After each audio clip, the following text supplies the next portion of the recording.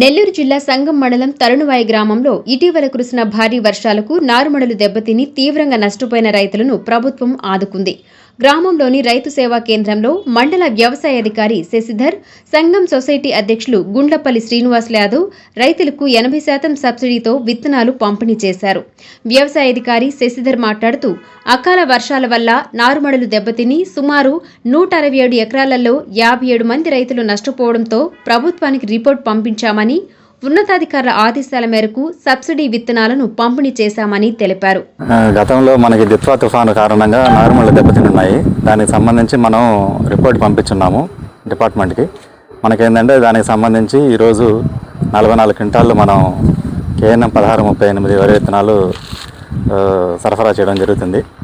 ఇదేంటంటే 80% రాయితీలో మనం అందజేస్తున్నాము.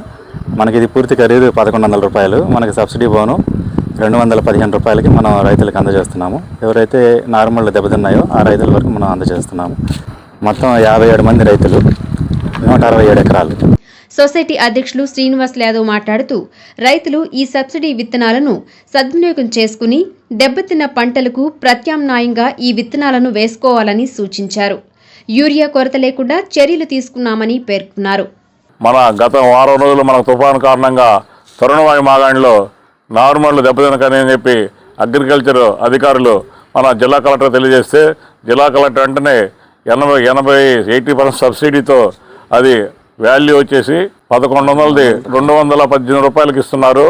ఇది ఒక రైతు నిదర్శనం. అదేవిధంగా యూరియాకు కూడా ఏ రైతు కూడా ఇబ్బంది పడాల్సిన అవసరం లేదు.